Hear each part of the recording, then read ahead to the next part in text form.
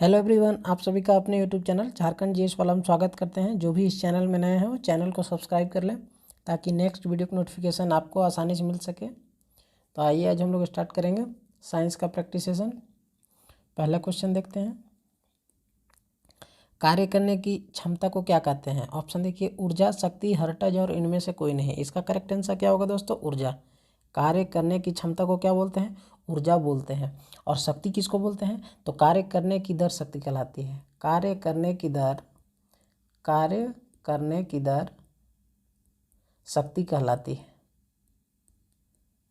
कार्य करने की दर क्या कहलाती है? शक्ति कहलाती है। ठीक है। और हर्टज किसको बोलते हैं? तो आवृत्ति का एसआई मात्रक हर्टज होता है। किसका एसआई मात्रक होता है?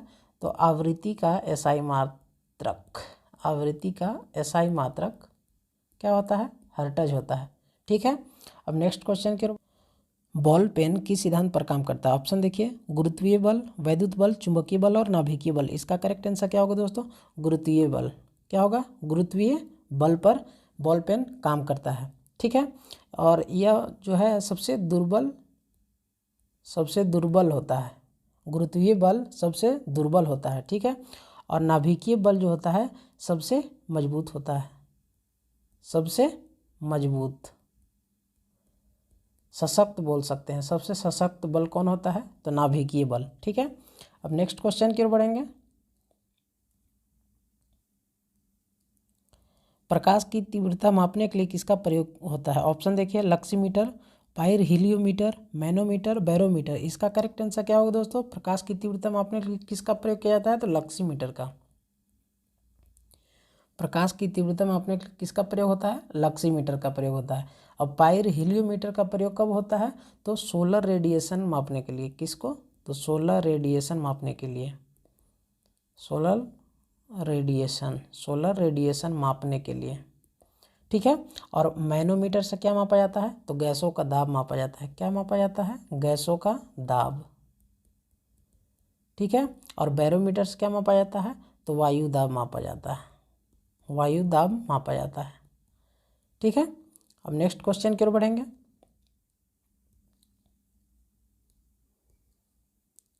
पॉलीकार्बोनेट नामक बहुलक का प्रयोग किसमें होता है? हेलमेट बनाने में, बुलेट प्रूफ खिड़की बनाने में, दरवाजा बनाने में और शीशा बनाने में। इसका करेक्ट आंसर क्या होगा दोस्तों? तो बुलेट प्रूफ खिड़की बनाने में पॉलीकार्बोनेट बहुलक का प्रयोग होता है। ठीक है। अब नेक्स्ट क्वेश्चन की ओर बढ़ेंगे। लाफिंग गैस किसे कहते हैं? NO, N2O, NH3 और इनमें से कोई नहीं। इसका करेक्ट आंसर क्या होगा दोस्तों? N2O को लाफिंग गैस बोलते हैं। ठीक है। अब नेक्स्ट क्वेश्चन की ओर बढ़ेंगे। कालाजार रोग से प्रभावित अंग कौन है? अस्थिमज्जा, आंत, मस्तिष्क और मसूड़ा। इसका करेक्ट आंसर क्या होगा दोस्तों? अस्थिमज्जा। कालाजार रोग होने पर प्रभावित अंग कौन है? अस्थिमज्जा। और आंत जो है कब प्रभावित होता है? जब पेचिश हो जाता है तब। पेचिश रोग हो जाने पर आंत प्रभावित हो जाता है। ठीक है। और मस्तिष्क कब प्रभावित होता है? तो सोने की बीमारी होने पर। सोने की बीमारी हो जाने पर। ठीक है। और मसूड़ा कब प्रभावित होता है? तो पायरिया हो जाने पर। किसके हो जाने पर? पायरिया हो जाने पर। ठीक है। अब नेक्स्ट क्वेश्चन की ओर बढ़ेंगे।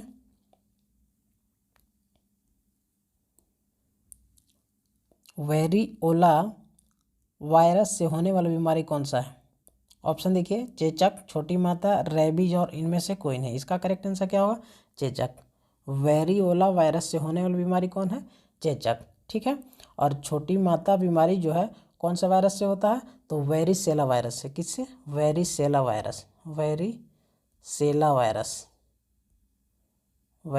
वायरस से कौन सा बीमारी होता है?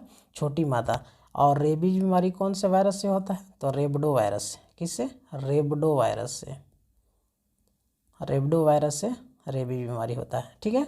अब नेक्स्ट क्वेश्चन की ओर बढ़ेंगे।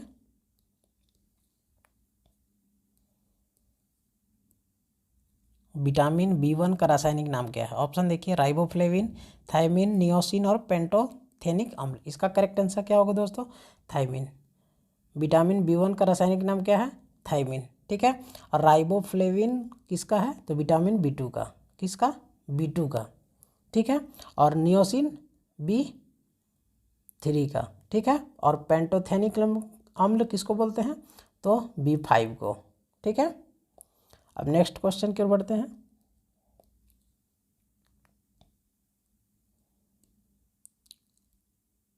कौन सा कीट मनुष्यों में निद्रालु व्याधि फैलाता है परंतु वन्य जीवों के लिए निरापद है और अफ्रीका में बेस्ट गेम वार्डन कहलाता है? ऑप्शन देखिए, मधुमक्खी, मच्छर, सीसी मक्खी और खटमल। इसका करेक्ट आंसर क्या होगा दोस्तों, सीसी मक्खी, ठीक है। अब नेक्स्ट क्वेश्चन की ओर बढ़ेंगे।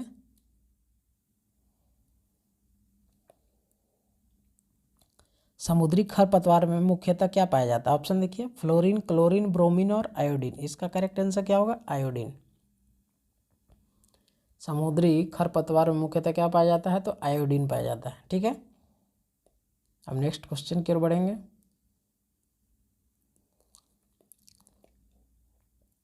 एक एथलीट को किससे शीघ्र और अधिक मात्रा में ऊर्जा मिल सकती है? ऑप्शन देखिए, प्रोटीन, कार्बोहाइड्रेट, वसा और विटामिन। इसका करेक्ट आंसर क्या होगा, कार्बोहाइड्रेट। कार्बोहाइड्रेट से शीघ्र और अधिक मात्रा में ऊर्जा मिल सकता है, ठीक है। अब नेक्स्ट क्वेश्चन की ओर बढ़ेंगे। किन कोशिकाओं से इंसुलिन का रिसाव होता है? ऑप्शन देखिए, अल्फा कोशिका, बीटा कोशिका, तंत्रिका कोशिका और इनमें से कोई नहीं। इसका करेक्ट आंसर क्या होगा, बीटा कोशिकाएं से इंसुलिन का रिसाव होता है, ठीक है। अब नेक्स्ट क्वेश्चन की ओर बढ़ेंगे।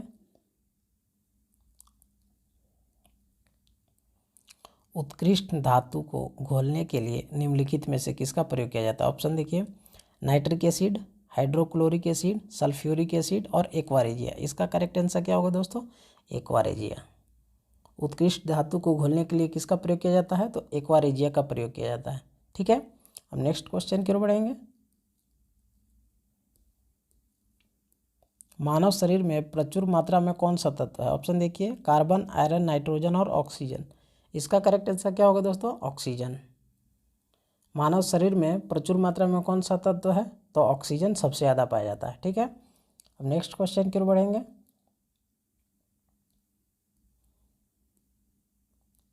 नाभिकीय रिएक्टर में ग्रेफाइट का प्रयोग किया जाता है। ऑप्शन देखिए, ईंधन के रूप में, स्नेहक के रूप में, विमंदक के रूप में और विद्युत रोधी के रूप में। इसका करेक्ट आंसर क्या होगा, विमंदक के रूप में। किसका प्रयोग किया जाता है, ग्रेफाइट का प्रयोग किया जाता है, किसमें, तो नाभिकीय रिएक्टर में, ठीक है। अब नेक्स्ट क्वेश्चन की ओर बढ़ेंगे।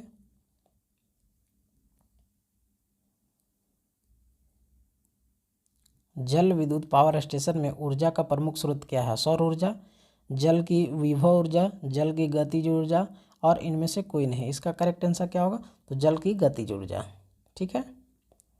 अब नेक्स्ट क्वेश्चन की ओर बढ़ेंगे।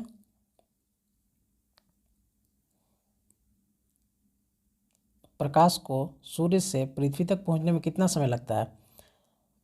5.5 मिनट, 6.8 मिनट, 8.2 मिनट, 9.5 मिनट। इसका करेक्ट आंसर क्या होगा, 8.2 मिनट, ठीक है। 8 मिनट 20 सेकेंड लगता है, ठीक है। अब नेक्स्ट क्वेश्चन की ओर बढ़ेंगे।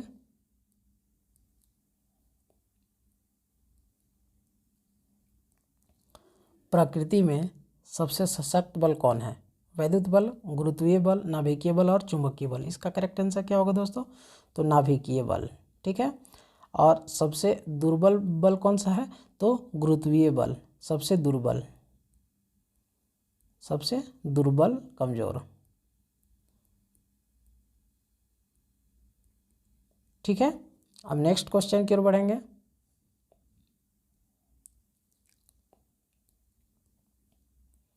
निम्न में से कौन ऊष्मा का अच्छा परिचालक नहीं है? ऑप्शन देखिए, एल्यूमिनियम, तांबा, सीसा और चांदी। इसका करेक्ट आंसर क्या होगा, सीसा ऊष्मा का अच्छा परिचालक नहीं है।